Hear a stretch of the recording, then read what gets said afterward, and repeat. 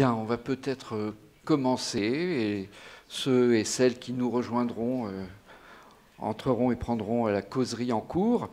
Un mot pour vous dire qu'effectivement, depuis aujourd'hui, nous avons le droit, nous l'avons annoncé officiellement, de tomber le masque. Vous n'êtes pas obligé de tomber le masque. Si vous souhaitez, pour des raisons qui vous appartiennent, garder ce masque que nous avons malheureusement pris l'habitude de porter, on ne vous en voudra pas. En revanche, si vous voulez tomber dans la mesure où nous avons tous montré notre passe sanitaire à l'entrée, nous pouvons tomber le masque. Bienvenue ici à la DAGP pour cette causerie autour de la bande dessinée, le 9e art, nous dit-on. Bienvenue pour peut-être essayer de voir comment la bande dessinée un style où se saisit des autres disciplines artistiques et pas uniquement artistiques. Je m'explique. Nous avons déjà un problème. Parce que quand j'ai reçu, et oui, ce n'est pas moi qui ai fait le thème, monsieur Di Rosa, que vous m'avez dit, c'est vous qui posez la question, le 9e art est-il la synthèse des 8 autres? Non, la DAGP s'est proposée, nous a proposé d'en parler. Je l'ai reçu, je dis pourquoi pas, mais se pose une question. C'est quoi les arts?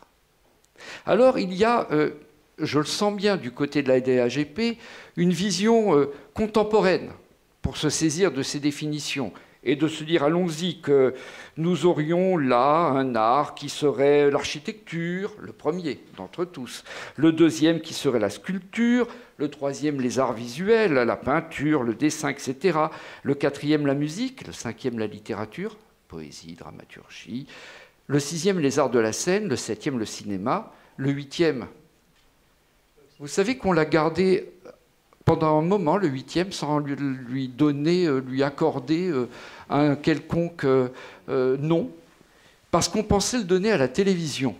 Et puis on s'est aperçu que la télévision, comme tout le monde le sait, est un meuble et non un art. Et donc on a dit la photographie fera bien l'affaire, et nous avons offert la photographie au 8e art. D'où le 9e art, qui était passé du 7e au 9e en attendant mieux, ou Godot. Et le 10e art, puisqu'il n'est pas inscrit ici, mais qui existe désormais, le jeu vidéo. Et là, Paul Choplin, qui est là-bas, historien, agrégé d'histoire, lyonnais, qui a fait une thèse, je crois, sur Lyon pendant la Révolution. Par ailleurs, grand amateur de bande dessinée, se dit, mais je suis parti sur tout à fait autre chose. Et oui, parce qu'il y a une autre manière d'aborder les arts. Il y a la manière antique, celle qui associait les arts aux muses.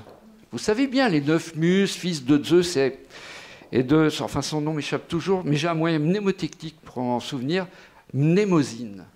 Mnémotechnique vient de cette dame, déesse de la mémoire, qui enfanta les muses avec Zeus. Et parmi ces muses, on va peut-être pas toutes les faire, mais il y a Clio, qui vous est si chère, puisque c'est la muse de l'histoire. Et c'est une autre manière, les arts, d'entreprendre notre causerie. Alors, on va essayer de jongler entre les deux. Je me suis dit, comment on va arriver à réunir tous ces gens-là autour de ces différentes disciplines? Et je me suis dit, c'est pas plus mal, parce que finalement, il y a quelque chose que nous n'arrivons jamais à faire. Depuis un siècle que la bande dessinée existe, puisqu'on la situe à peu près... on en situe la naissance à peu près avec Töpfer, le Suisse Töpfer, à la fin des années 1800, au tournant 1860-70. On cherche encore la définition de la bande dessinée. À chaque fois que quelqu'un donne une définition de la bande dessinée, il y a quelqu'un d'autre qui arrive qui dit « ça ne marche pas » et qui donne un contre-exemple et qui donne de formidables bandes dessinées qui ne rentrent pas dans la définition. Eh bien, c'est peut-être un moyen entre nous d'essayer, par défaut ou par la bande, de trouver à définir un peu ce qu'elle est et comment elle arrive à se créer au milieu de tout ça. Alors avec nous, j'ai déjà cité Paul Choplin, donc universitaire, aussi amateur de bande dessinée, au point de faire partie du jury de la bande dessinée historique de Cheverny, qui se décerne chaque année dans le cadre des rendez-vous de l'histoire de Blois, mais aussi à côté Hervé Di Rosa, peintre. Rappelons ici la figuration libre des années 80, quand même. Rappelons aussi que monsieur est à l'origine initiateur, gardien du temple qu'est le Musée international des arts modestes. Et quelqu'un qui appelle son musée le MIAM, comme une belle onomatopée, ne peut décemment pas être exclu du champ de la bande dessinée. Et puis, par ailleurs, et aujourd'hui, félicitations à vous, président du conseil d'administration de la DAGP qui nous accueille aujourd'hui.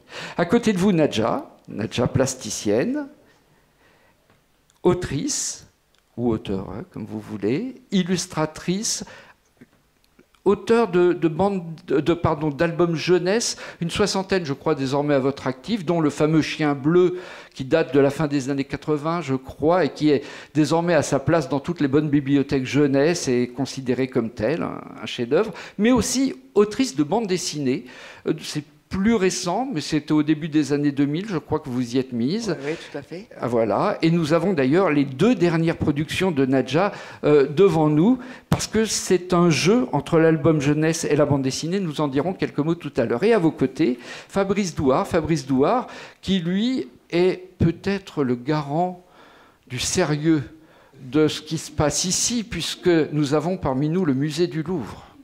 Le musée du Louvre, à la fois avec les éditions du Louvre, puisque vous êtes, alors on appelle ça la direction de la médiation et de la programmation culturelle du Louvre, d'où dépendent les éditions du Louvre, et vous êtes à l'origine, avec donc les éditions du Louvre et les éditions Futuropolis, d'une magnifique collection qui fait entrer la bande dessinée dans le musée et le musée dans la bande dessinée. C'est ça ? Musée étant le moussaillon, le siège des muses. Et on revient sur ce que tu disais. Magnifique, génial. Peut-être commençons par le peintre et président de la DAGP, non, ici pas présent. Pour parler, parce qu'il y a une autrice de bande dessinée, moi j'ai envie de l'entendre à elle. Tu vois. Mais vous allez parler, vous allez tous parler, rassurez-vous. Et peut-être justement, on s'est rendu compte... Alors, aujourd'hui, on a l'impression que la bande dessinée, ça y est, a acquis ses lettres de noblesse. Regardez le Louvre, l'université, là, la peinture la plus saluée dans le monde entier. Ça n'a pas toujours été le cas. Et j'ai le sentiment que vous faites partie d'un mouvement qui, dans les années 80, est allé se saisir de la bande dessinée pour dire oui, on peut considérer ça avec un intérêt sérieux jusque dans les arts dits nobles, Hervé Di Rosa. Moi, d'abord, bien situé, je suis un amateur de bande dessinée. Moi, j'en ai jamais fait ou très peu. Je suis vraiment un fan de bande dessinée. Ça m'accompagne depuis que j'ai 6 ans ou 7 ans. Et c'est vrai que je revenais d'un temps où la bande dessinée et les déplacements en France n'étaient pas comme aujourd'hui. Pour venir à 7, il fallait une nuit de train, etc. Donc on ne se déplaçait pas. J'étais un peu isolé. Et les seules choses qui m'arrivaient, ce n'était pas les expositions, parce qu'il n'y en avait pas. C'était les magazines, les revues de bande dessinée, tout, que ce soit de Spirou à Tintin, en passant par Pilote, puis après Métal Hurlant. Et puis il faut se dire que les années 70 ont été particulièrement formidables en France, déjà en reconnaissant la bande dessinée internationale, nous faisant découvrir Hugo Pratt, Guido Crepax, les artistes, et les artistes américains de l'underground, et surtout les artistes français qui ont quand même mis la barre, les Druillet, les Moebius, etc., ont mis la barre assez haut dès le début des années 70. Mais au tout début des années 80, c'est vrai que quand je parlais de bande dessinée dans des magazines d'art, on ne se citera pas aujourd'hui, parce qu'aujourd'hui, ils donnent des prix à la bande dessinée, ils font des couvertures sur la bande dessinée, mais on ne voulait plus me parler après, quoi. Il était impossible de citer la bande dessinée dans une revue d'art. Je parle de ça de 1981, c'était il y a longtemps, mais pas si longtemps que ça. Et donc c'est vrai qu'il y a eu une progression comme ça. C'est vrai que ça a beaucoup fait quand Mitterrand a offert Corto Maltese, je ne sais pas, à quelqu'un qui était blessé, je crois, un coureur automobile, ou je sais pas, il a offert toute la... Ça a beaucoup marqué le truc pour le grand public. Un pilote de Formule 1 qui était à l'hôpital et à qui il a offert toute la collection. Ça a été assez visuel. Moi, j'avais découvert Corto Maltese dans Pif Gadget en 67-68, j'avais 7-8 ans. C'était quelque chose d'extraordinaire dans Pif Gadget de voir des expériences aussi folles que Hugo Pratt, parce que c'était une expérience narrative très importante à ces moments-là où on était quand même dans le style, et moi je suis un grand fan de l'école de Marcinelle, de Spirou, de tout ça, beaucoup plus que de l'école de Tintin, mais enfin on était un peu serré là-dedans, voilà. Et c'est vrai qu'on a été les premiers aussi en France, à la fin des années 70, avec des groupes comme Bazooka, comme Leçon de sortie, à transcender, c'est ce qui moi m'a donné envie d'être artiste. Tu vois, quand j'avais 15 ans en fait, je voulais faire ce que eux faisaient, c'est-à-dire des choses imprimées. Je ne voyais pas du tout ni les galeries, ni les musées qui auraient exposé, d'ailleurs ça a été un peu difficile après, mais qui auraient exposé, ça a été facile et difficile en même temps, mais qui auraient exposé ce que je faisais, puisque je me sentais plus lié justement au papier, à l'impression, qu'à l'objet finalement.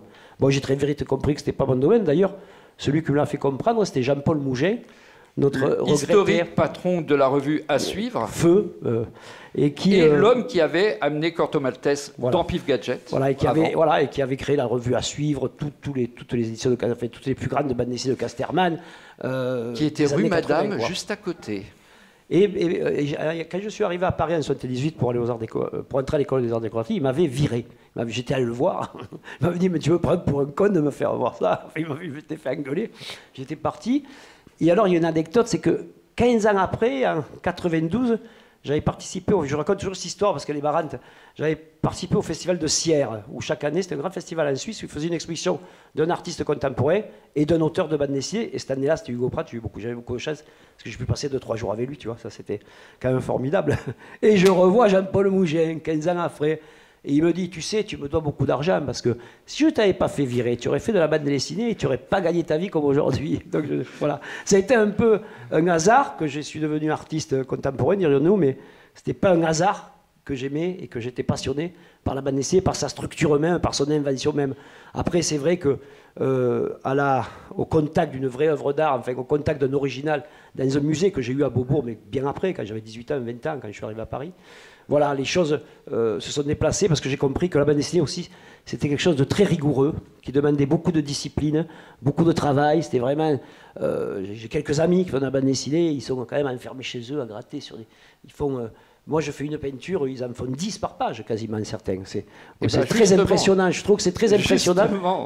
Ça m'impressionne beaucoup et j'ai beaucoup de respect pour ces travailleurs de l'art, là. Votre voisine, c'est le cas, fait de la bande dessinée en faisant de la peinture, on peut le dire comme ça, Nadja. Votre style graphique, la manière dont vous l'abordez, vous êtes assez peu nombreux et nombreuses à traiter j'allais dire la case, c'est même plus la case, à traiter la planche de la manière dont vous le faites. Est-ce que c'est d'abord, est-ce que vous sentez quoi, vous sentez quoi d'abord? Peintre, illustratrice, autrice? C'est toute mon histoire qui est un peu à l'envers, c'est-à-dire que j'ai plutôt commencé par la peinture et le dessin libre, et je me suis, j'ai commencé à faire des livres pour enfants. C'était en fait pour gagner ma vie parce que je voulais rester libre dans ma peinture et tout, je voulais pas rentrer dans le cercle infernal des galeries, etc., enfin, qui me semblait à l'époque infernal. Et donc, pour gagner ma vie, j'ai commencé à faire des livres, mais j'ai utilisé ce que je faisais en peinture dans mes livres. Et un des premiers livres que j'ai fait, c'était un livre en peinture et qui a eu un certain succès, et qui était Chien bleu, et qui a été remarqué parce que justement,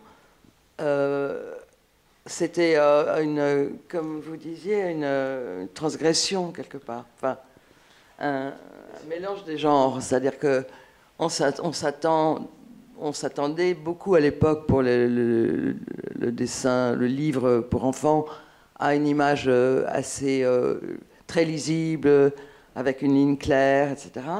Et moi, j'ai prétendu qu'il n'y avait aucune raison pour que les enfants ne lisent pas la peinture comme ils lisaient des dessins plus simples.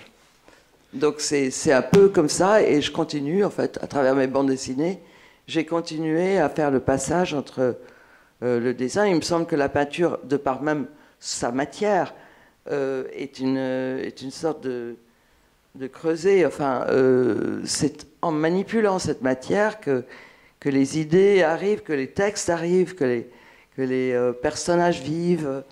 Donc c'est très lié. Et quel écho en avez-vous eu? Chien bleu, je crois que ça date de 1989, oui, si ma mémoire est bonne. L'écho chez les enfants a été immédiat. Ils ont compris cette manière de raconter en matière. Oui, parce qu'en fait, la peinture est très évocatrice. Je veux dire, qu'est-ce qu'on voit dans une image? C'est la lumière, les masses, les personnages, etc.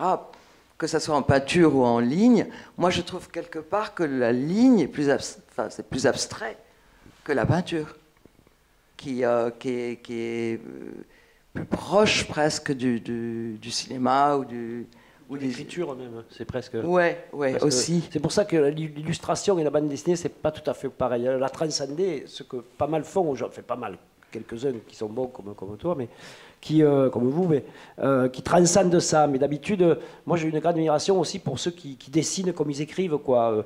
Comme tous les dessinateurs de bande dessinée populaires, que ce soit Luciano Botaro, des gens comme ça, qui en fait sont obligés de trouver un langage. C'est pas comme dans l'illustration. Et d'ailleurs, moi, quand j'étais plus jeune, l'illustration était toujours un peu le royaume au-dessus de la bande dessinée. C'était le truc beaucoup plus respecté que la bande dessinée. Les choses ont changé aujourd'hui, hein, ça c'est un peu Oui, c'est tant mieux qu'il n'y ait pas de... Dans les années 80, vous vous rappelez, l'illustration, il y avait vraiment une hiérarchie entre l'illustration et la bande dessinée.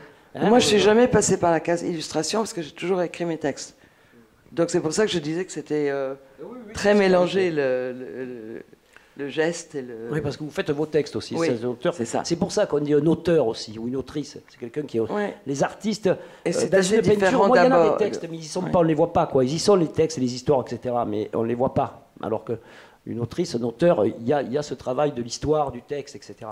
Oui. Et du récit qui se et du récit qui court, puisque on a l'habitude de dire que dans un tableau, tout est inscrit dans le cadre de la toile, alors que dans un livre illustré jeunesse ou dans une bande dessinée, il faut bien qu'il y ait récit, il faut bien qu'il y ait qu'on avance, et que le lecteur imprime lui-même son tempo à la lecture. Fabrice Douard, on voit là deux peintres qui ont soit de la pratique, soit beaucoup d'affinité avec la bande dessinée, au point d'avoir commencé peut-être par vouloir en faire. On vient de comprendre avec Ravi de Rosa qu'un peintre réussi, c'est un auteur de bande dessinée raté. Hein, c'est comme ça. On ne peut pas tout réussir dans la vie. Hein. Vous-même, là on était dans les années 80 au départ, votre expérience à vous au musée du Louvre est plus récente que tout cela. Je crois que le premier livre de bande dessinée, dirait monsieur Davodo, qui ne veut plus entendre parler de BD mais de livres de bande dessinée, vous voyez à quel point on en est rendu, date de 2005 si mes souvenirs sont bons dans cette collection. Période glaciaire de Nicolas de Crécy. Période glaciaire de Nicolas de Crécy, un petit chef-d'œuvre, soit dit en passant. Ça a été simple de faire passer ça dans un milieu qui, jusqu'alors, pratiquement, avait fermé les portes à la bande dessinée. Par où prendre cette question? Il y a énormément de choses qui ont été dites déjà sur lesquelles on pourrait rebondir, parce que, pour commencer aussi, n'oublions pas dans la distinction des arts, le Moyen-Âge et l'éducation qui s'est transmis à la Renaissance avec le trivium, le quadrivium, et les arts libéraux et les arts mécaniques. Cette distinction qui était très importante, parce que justement dans la reconnaissance de la bande dessinée à l'heure actuelle, je pense qu'on vient finalement de cette distinction davantage que de la distinction des muses, etc. Puisque pendant longtemps, justement, et encore de nos jours, certaines personnes considèrent la bande dessinée comme étant un art mineur.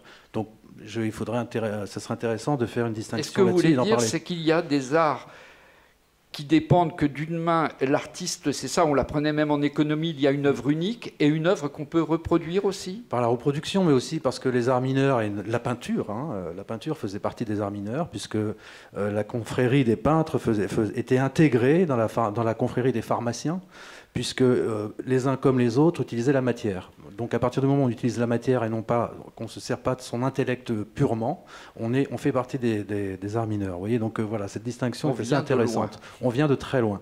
Et c'est les peintres à la Renaissance qui ont commencé, déjà les peintres italiens, qui ont commencé à revendiquer un autre statut social. Mais bon, là, ça nous embarque dans une autre dimension. Mais en fait, cette dimension existe encore à l'heure actuelle. Pour rebondir sur votre question, c'est que justement, à l'heure actuelle, et encore en 2022, des personnes considèrent que la bande dessinée n'est pas un art, ou alors peut-être un art mineur. Donc oui, c'était difficile en 2003, parce que l'idée, je l'ai eue en 2003, de lancer cette collection de bande dessinée. C'était difficile, mais des deux côtés. Faut pas, parce qu'on a tendance à dire, oui, la bande dessinée n'était pas admise dans les musées, c'était un peu le vilain petit canard, etc. Mais du monde de la bande dessinée, c'était pas facile aussi de faire rentrer le Louvre. Donc j'ai joué avec, et grâce à Sébastien Gnedic des éditions Futuropolis, hein, on a joué tous les deux sur les deux fronts en même temps. Et à l'heure actuelle, c'est toujours pareil. C'est-à-dire qu'on peut rencontrer des facilités parfois, et ça suffit. En fait, c'est toujours une histoire d'hommes ou de femmes.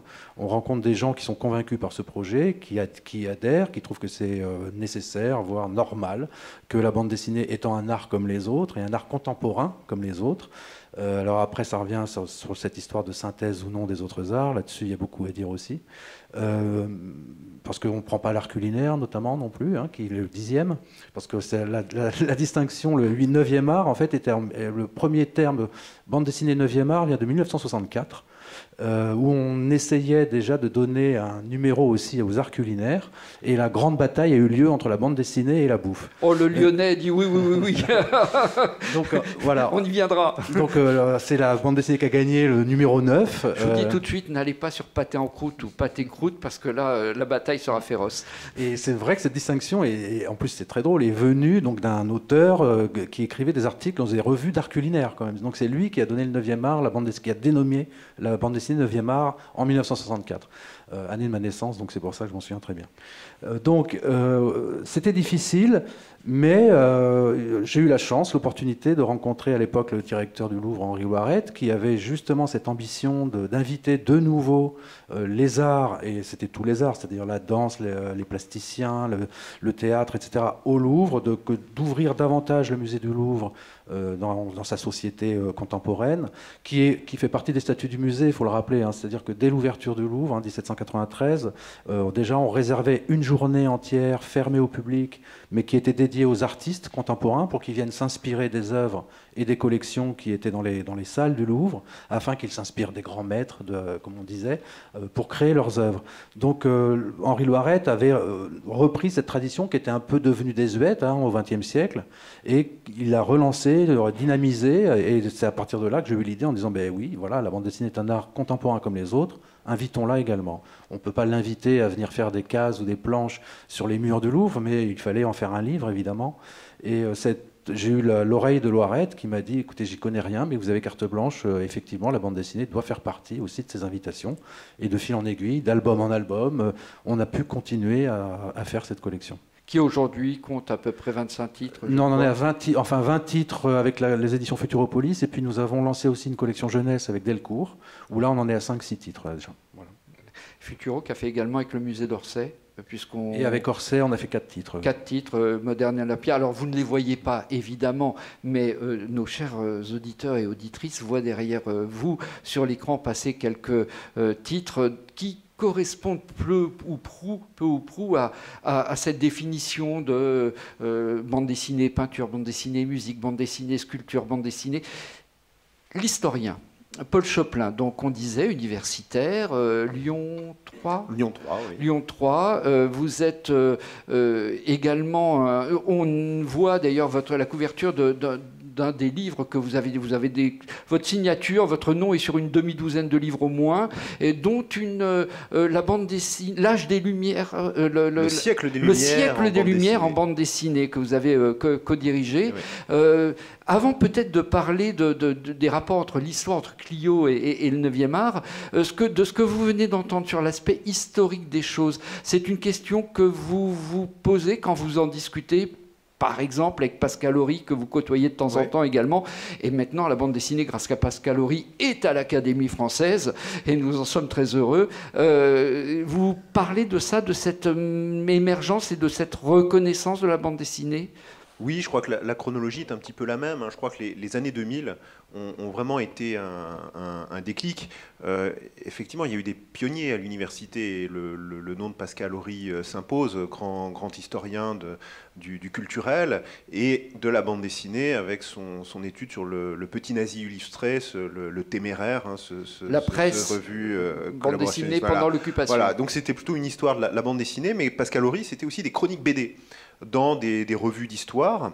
grand public, mais en histoire, la bande dessinée n'a pas vraiment sa place. Ce qui prime depuis le 19e siècle, c'est le texte, où on étudie les arts des époques anciennes. Le rapport entre bande dessinée et histoire, c'était plutôt du registre de l'amusement, ou quelque chose avec lequel on prenait un petit peu de distance. Et c'est vrai que les années 2000, ça a été un tournant. Je pense que c'est lié à un effet de génération, c'est-à-dire les lecteurs de BD adultes des années 70 sont arrivés à une certaine maturité, à une certaine aussi position dans la profession, capable d'imposer le sujet dans l'institution, ce qui a pu donner lieu, par exemple, à des colloques. Alors, les premiers colloques remontent au début des années 80, c'est fin 70-80, mais c'était très isolé, c'était surtout dans une perspective pédagogique, hein, la BD comme outil pour amener des élèves à l'histoire. Dans les années 2000, c'est plutôt la bande dessinée, la représentation du passé dans ses différents sens. Et donc ça, on le sent bien, donc des colloques, mais aussi des auteurs et des autrices qui, grâce notamment le tournant début des années 2000, c'est Internet, réussissent à avoir un accès beaucoup plus simplifié à la documentation. Parce qu'autrefois, quand on faisait, je parle pour l'histoire, la BD historique, quand on voulait retracer le passé, on découpait dans des revues, où on s'abonnait, où on se faisait des cartons avec des collections. Et essayez un jour, si ce n'est déjà fait, d'aller faire un tour chez Tardy. Vous verrez le nombre de catalogues Manu France, le petit journal, et tout est là et tout est référencé pour pouvoir trouver, pour pouvoir dessiner à sa juste mesure, sans oublier un bouton de guêtre. Effectivement, c'était les passionnés, ou comme François Bourgeon ou d'autres, mais qui se faisaient. Mais c'était, il fallait être vraiment passionné. Avec l'arrivée d'Internet, déjà, il est beaucoup plus facile d'accéder à l'information. On a aussi une plus large palette de documents. Et ce qui a donné des bandes dessinées tout aussi documentées que celles de Bourgeon ou de Tardy, mais aussi avec d'autres perspectives, d'autres documents et surtout d'autres sujets. Et c'est là aussi où, pour beaucoup d'universitaires, on a été obligé de se confronter à cette nouvelle façon de raconter le passé, pas seulement avec des textes, mais aussi avec des images, des planches. À la différence du cinéma, où on a des séquences qui déroulent, là, on peut avoir un moment de recul, un temps face à la planche, à sa composition, et réfléchir aussi sur les points de vue. Et ça aussi, je pense pour beaucoup, moi c'est le cas, c'était dans les années 2010, où j'ai engagé vraiment aussi une réflexion sur ce que peut m'apporter le travail de dessinateur, de scénariste sur ma pratique d'historien.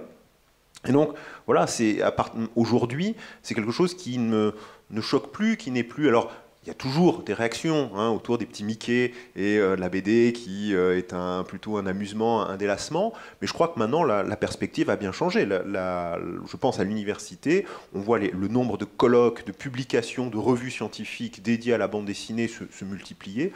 Maintenant, elle a un statut, la bande dessinée a un statut d'art complet et reconnu. C'est le cinéma maintenant qui devient du divertissement, finalement. C'est vrai. C'est pas faux, mais c'est un autre débat. Mais c'est pas faux. Les premières expositions, tout ça, les premiers événements où on considère la bande dessinée, c'était plutôt les années 60, avec Gazio Talabo, avec Claude Moliterni, qui avait fait cette grande exposition au Musée des Arts Décoratifs, qui s'appelait Bande dessinée et figuration narrative. Bon, moi, j'avais qui est la 8 première, ans, qui est le point d'ancrage. J'étais tout petit, mais c'était super intéressant. La première fois dans un musée. C'est la première fois où il y avait des œuvres et des cases de bande dessinée agrandies, à la même taille que les œuvres de Liechtenstein, etc. C'était quand même assez étrange à cette époque-là de faire ça. Ça s'était passé un peu, dirions-nous, l'intelligentsia française de l'époque, c'est-à-dire ceux qui ont ouvert Beaubourg par la suite et tout ça ne sont pas trop intéressés à ça tout de suite. Vous avez prononcé au moins 2 ou 3 mots sur lesquels nous allons rebondir. Beaubourg continue à l'heure actuelle. Ils font quand même des trucs avec la bande dessinée. C'est la BPI, c'est pas eux. Ah, c'est le BPI, ils préfèrent avec le cinéma, c'est ça, avec le théâtre. Non, je ne sais pas ce qu'ils préfèrent, mais en tout cas, c'est pas la bande dessinée. Ça n'a jamais été. Il y a 2-3 mots que vous avez prononcés, Hervé, sur lesquels nous allons rebondir, mais je voudrais dire que quand même, Paul, vous avez... Je vois les trucs venir avant que je le dise. J'allais dire, vous avez poussé le bouchon un peu loin pour un Lyonnais, ça y est, immédiatement.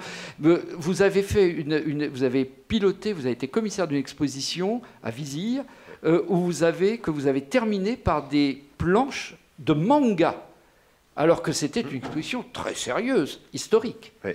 Oui, c'était sur les représentations de Louis XVII. L'enfant du temple qui a fait fantasmer écrivains, artistes, surtout au XIXe siècle.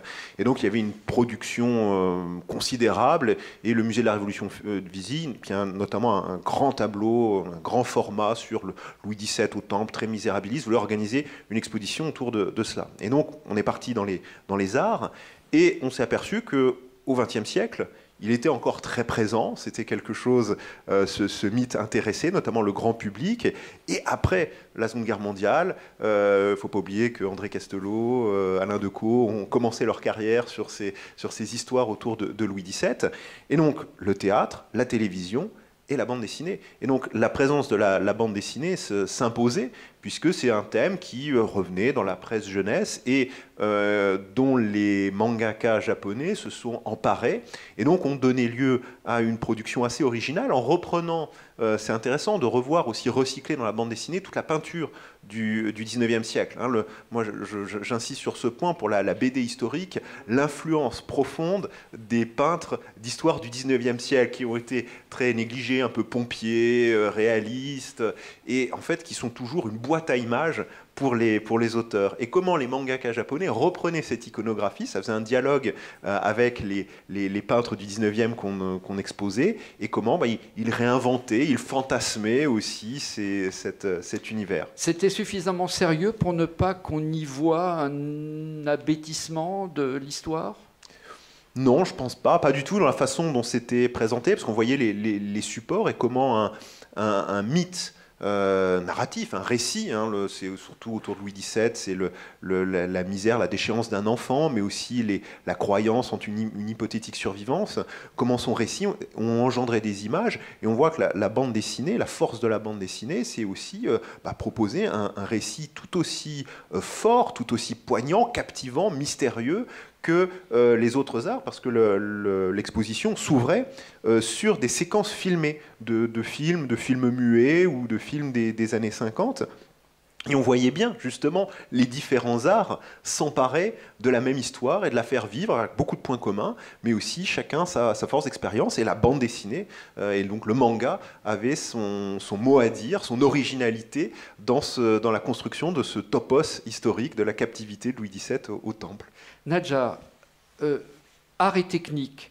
On évoquait tout à l'heure le fait qu'il y avait une capacité à faire aussi. Je veux dire par là que vous disiez vous étiez moins à l'aise, ça vous intéressait moins, et c'était même plus difficile à lire finalement comme apprentissage grammatical, les cases, la ligne claire, le dessin, que la peinture elle-même. Mais vous n'auriez jamais pu faire ce que vous faites avec le fil d'Ariane, par exemple, dans les années 60 ou 70. La technique ne permettait pas de cette reproduction-là. Pourquoi ? Mais parce que l'imprimerie ne pouvait pas... si on a fait la ligne... Vous voulez dire la peinture par rapport au dessin ? Oui. Est-ce qu'on n'est pas dans un moment où justement, là aussi, il y a une liberté aujourd'hui pour l'artiste de bande dessinée qui ne pouvait pas exister auparavant, selon vous ? Je ne sais pas, c'est toujours la même chose. C'est-à-dire à chaque époque, ces possibilités, ça ne change pas grand-chose, je trouve, à la qualité de ce qu'on fait. Quand les bandes dessinées ou quand les livres illustrés étaient en noir et blanc, ils n'étaient pas pour autant moins bien. Enfin, certes, regarde Bazooka, où est son sortie dans les années 70, ils utilisaient des trames, ils utilisaient des techniques anciennes, il n'y avait pas de reprographie directe et de fidélité à la couleur comme aujourd'hui, ou des trucs traités par ordinateur. Ils utilisaient des trames, etc. Et ça fonctionnait. Et mais aujourd'hui, il y a plus de choix. C'était super expérimental. Aujourd'hui, c'est vrai qu'il y a un choix énorme Et d'ailleurs, nous, je voulais parler de ça par rapport à la DAGP. On a quand même en 30-40 ans, quand même beaucoup d'auteurs. Quand j'étais à la DAGP il y a 20 ans, il n'y avait pas d'auteurs de bande dessinée, ou très peu. Très peu. Hein. Et aujourd'hui, il commence à y en avoir un paquet. Et ça, c'est aussi parce que l'auteur de bande dessinée, aujourd'hui, il produit un original qui va vendre. Et donc, il va y avoir des droits de suite dessus. Parce que ces droits d'auteur, ils vont être pris. Il va faire un contrat avec une maison d'édition, dont la DAGP ne sera pas au milieu. Mais par contre, il va vendre ses originaux. Moi, j'ai un ami qui s'appelle Blutch, l'auteur de bande dessinée, il me disait qu'il arrivait à à vivre de ce qu'il faisait grâce à Van Damme aux originaux, parce que uniquement les droits sur les albums, il me disait qu'il ne pouvait pas vivre, et lui avec sa femme et ses enfants, tu vois, il ne pouvait pas vivre décemment qu'avec ça. Et donc ça, c'est un changement, et moi je l'ai senti à la DAGP aussi, c'est ce changement, parce que les auteurs de bande dessinée sont nombreux ici, parce qu'on défend le droit dessus, parce qu'ils vivent avec la vente de leurs œuvres. Alors je ne sais pas comment font aussi, il y en a certains qui travaillent qu'à l'ordinateur. Là, il n'y a plus d'originaux. Je ne sais pas comment ils peuvent faire. Alors, bientôt avec les NFT, il y aura de nouvelles. Grâce aux NFT, c'est pas mal. Il y aura de nouvelles propriétés immatérielles et pourtant bien réelles. Mais la DAGP, si j'ai bien compris, ce n'est pas que ça. C'est aussi aller regarder où sont les dessins, par exemple, des auteurs de bande dessinée, les reproductions des planches, dans les revues, et là. La DAGP s'impose encore plus parce que aujourd'hui, beaucoup plus qu'il y a 20 ans, 30 ans, 40 ans, on retrouve la bande dessinée partout, justement, honorée en tant que telle. Vous évoquiez, Hervé Di Rosa, Lichtenstein tout à l'heure. Vous avez prononcé le nom de Roy Lichtenstein, ce peintre du pop art, qui d'ailleurs... tout ça, c'est votre époque, finalement. Ouais, un peu avant vous. Mais le pop art, les expositions du pop art et de la Non, c'est les années 50. C'est fin des années 50. Moi, c'est tout début 81, tu vois. Il y a quand même 30 ans de différence. Ouais. Mais par contre, c'est l'exposition que j'ai vue. Et bon, j'ai jamais été fanat du pop art, contrairement à ce qu'on peut croire, parce que justement, je trouve qu'il transcendait d'une manière qui ne me plaisait pas l'imagerie populaire, et en particulier la bande dessinée. Et c'est vrai qu'il y a un auteur, il y a eu une grande exposition qui s'appelait High and Low au MoMA, il y a plusieurs années, j'ai eu la chance de la voir, où on pouvait voir Lichtenstein, on pouvait voir les BD qui découpaient, sur lesquels il décalquait, et c'est quasiment d'un seul auteur. Je crois que tu dois connaître l'auteur de bande dessinée de guerre américaine, je ne me souviens pas le nom, pas comme Milton Caniff, moins connu. Et donc carrément, il reprenait les trucs. Bon, alors c'était intéressant parce qu'il y avait une matière, les points étaient faits à la main, tout ça. Mais moi, je trouvais ça vraiment une espèce d'art de propagande. Je préférais presque l'art propagandiste de l'Est. Tout ça que le pop art, qui me semblait une propagande terrible pour le commerce des États-Unis, et qui en plus massacrait des œuvres de Jack Kirby, de Steve Ditko et des auteurs de bande dessinée que moi je respectais. Tu vois, donc j'ai pas du tout été influencé par le pop art. Venant d'un peintre, c'est bien de l'entendre parce que les turiféraires de la bande dessinée elle-même ont tenu et tiennent encore souvent ce genre de discours par rapport à Lichtenstein et d'autres, en disant bon, on nous traitait d'art mineur, mais on s'est fait pomper. D'ailleurs, quand vous parlez tout à l'heure, moi au début, les rapports que j'avais, moi j'adorais, j'allais au salon de bande dessinée, tout ça, par passion. Mais en fait, les rapports avec les auteurs, c'était pas super avec l'art contemporain. Hein, c'était pas du tout les rapports qu'il y a aujourd'hui, où c'est plus connectés. C'était vraiment deux univers totalement différents. Il y avait les petits artisans qui bossaient et nous, nous étions un peu les feignants qui profitaient de la situation. Vous vivez cette dualité, Nadja? Je te parle il y a 30 ans. Ouais, hein. Mais, et aujourd'hui, la fréquentation des uns des autres, on se respecte, on se met sur la même ligne. Je crois que... Oui, je pas remarqué. C'est la même maison, en tout cas, tu vois. Oui, c'est un peu... Oui. Mais par contre, je vous écoute et je pense... un peu que je regrette, ça fait un moment d'ailleurs, je pense que je regrette en fait le passage d'un art populaire au statut d'art respectable, sérieux, qui mérite des conférences, etc. Je trouve qu'il perd quelque chose au passage. Moi, j'avais envie de faire la bande dessinée, des livres pour enfants, parce que c'était pas un art. Parce que ça échappait à ce côté presque... prétentieux. Oui, ou d'espèce de respect, de choses... Et c'est très lié aussi à des histoires de classe, hein, sociales. C'est-à-dire qu'à partir du moment où quelque chose est un art, ça veut dire que certaines élites ont le droit de dire si c'est de l'art ou pas. C'est un petit peu ce qui leur sort, je trouve. Donc ça me gêne un peu. Je suis la première quelque part à en profiter, dans le sens que y a un statut qui est... Mais bon, est-ce que c'est tellement nécessaire d'avoir un statut anobli? Je ne sais pas. C'est la question que je pose. Un statut, oui. dirait la DAGP. C'est super important. Les arts mineurs, c'est quoi la devise? Une des devises, c'est quoi chez vous? Pas d'art mineur à la DAGP. Le musée d'art modeste, c'était un peu... Voilà, la bande dessinée n'est pas un art mineur, même ses lecteurs sont majeurs, ou peuvent être majeurs, parce qu'il n'y a pas...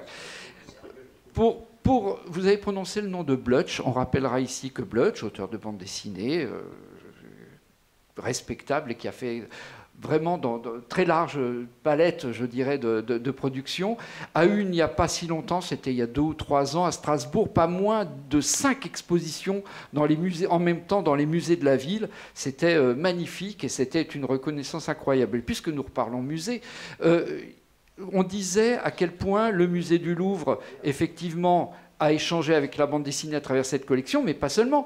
Parce que depuis, finalement, on a même vu Bilal arriver, s'installer dans les salles du Louvre, et d'autres encore. Il y a comme ça, les Belges diraient, ça percole, il y a une diffusion des uns et des autres de manière plus poussée, plus respectueuse.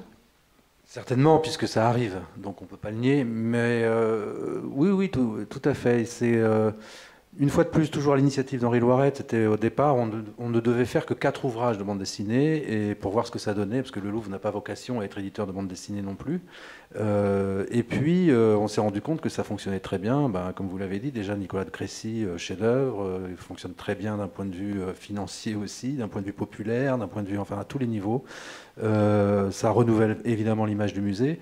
Et on s'était dit déjà, à la fin des 4 ouvrages, à la sortie du 4e, on fera une exposition au Louvre, dans la salle à l'époque de la Maquette, qui était la salle dédiée à l'art contemporain. Et c'est ce qu'on a fait en 2009, qui s'appelait Le Petit Dessin, donc DE2SEIN, avec le jeu de mots évidemment d'art mineur, art majeur, et qui a bien fonctionné, qui est parti ensuite. Et effectivement, on a continué à l'issue de ces 4 ouvrages, puisqu'on trouvait que l'idée était bonne et qu'il fallait exploiter encore cette matière. Et c'est lorsqu'on a invité Enki Bilal au Louvre, qui a fait son ouvrage qui s'appelle Les fantômes du Louvre, j'ai réussi à inviter Henri Loiret dans l'atelier de Bilal, et qui a vu un atelier d'artistes. Et je pense que c'est là que... Alors bon, évidemment, je comprends ce que vous dites, même si je ne partage pas du tout cette opinion, mais je trouve que c'est là qu'on... Voilà, c'est pas des auteurs Petit Mickey, Gros Nez et compagnie, c'est quand on va dans leur atelier qu'on se rend compte que tout simplement c'est des artistes, point. Et donc c'est un art comme les autres, point. Et donc à partir de là, ils méritent le même regard, la même reconnaissance. Même quand c'est des gros nez et même quand c'est des gros nez, non mais bien sûr, mais parce que les Franquins évidemment. Ouais, il faut faire attention parce que des fois. Non mais je dis c'est pas que. Mais en même temps, la bande dessinée, au départ, c'est destiné à être des livres. C'est pas destiné à être accroché sur des murs. Non, au départ, la bande dessinée c'était des strips dans des journaux. Donc c'était même pas destiné à être des livres. Ah oui, bien sûr. Oui, voilà. les journaux. C'était juste de l'impression. Oui, tout à fait, bien sûr. C'est ce que je veux dire. Donc c'est aussi une décision particulière d'en faire des objets d'art. On rappellera d'ailleurs ici que pendant longtemps à l'imprimerie, une fois qu'on avait imprimé les bandes dessinées, les ouvriers du livre marchaient sur les planches parce que ça devait partir au rebut. Aujourd'hui, elles se vendent des centaines de milliers d'euros dans les galeries. C'est ça aussi qui a changé le statut, c'est que c'est un endroit d'argent. C'est devenu un endroit d'argent, ce que ça n'était pas du tout. Moi, je trouve qu'il y a 2 choses qui changent le statut. C'est l'universitaire, à partir du moment où il y a des études dessus. Et l'argent, effectivement. Et donc la bande dessinée est rentrée de plein pied, là, puisqu'on a maintenant de plus en plus d'études et on a de plus en plus de marchés. C'est sans doute inévitable. Enfin, je veux dire, c'est une... Coupable, Paul Choplin, coupable. Non, au contraire, c'est très bien. Moi, je trouve que c'est parfait. Oui, c'est une marche tout à fait logique. Même naturelle. Et qu'on ne se fasse pas un souci, il y aura toujours des marges et des trucs qu'on trouvera qui ne seront pas acceptés. Oui, il y aura toujours des marges. C'est pour ça qu'il y a l'art modeste qui existe.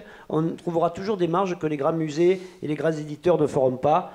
Ne vous inquiétez pas là-dessus, on trouvera toujours des choses intéressantes que les autres ne font pas. Avant de vous poser une question, Paul Choplin, je voudrais juste citer quelques titres de cette collection qui me sont particulièrement chers, ça sera peut-être... Oh, vous les aimez tous, hein, évidemment. Mais donc, le Période glaciaire de Nicolas de Crécy, pour un coup d'essai, c'était un coup de maître. Et on sait ô combien, quand on lance une collection, le premier titre est important pour lui donner de la légitimité. La traversée du Louvre de David Prudhomme, que je trouve particulièrement réussi. Un petit écart, nous partons du Louvre-Paris pour le Louvre-Lens, puisqu'il y a eu L'Art du chevalement de Philippe Dupuis et Lou Wifang, qui était très beau, très, très réussi. Les Gardiens du Louvre du Taniguchi, pour rebondir sur le manga tout à l'heure, et ce n'est pas le seul mangaka que vous avez fait travailler dans cette affaire. Donc il y a là sans doute eu aussi peut-être l'aura du musée du Louvre qui a plu ou non. Ça a joué sur l'attrait que ça a pu avoir sur les auteurs japonais. Un petit peu, évidemment, quand on parle Louvre, déjà en France, mais même à l'étranger, c'est une forme de sésame incroyable, c'est évident. Mais il était, et là j'ai envie de dire que c'est un peu ma responsabilité, j'ai réussi à les convaincre surtout. C'est-à-dire que pour des Japonais, venir à Paris, travailler sur un sujet qui n'est pas forcément le leur, une matière différente de ce qu'ils peuvent voir et vivre au Japon, n'est pas facile. Et Taniguchi, j'ai dû le draguer pendant 5 ans pour qu'il accepte finalement de venir comme d'autres. Mais le premier, ça a été Araki. Et je garde vraiment un souvenir de ça. Le titre de son travail. Rohan au Louvre, pardon.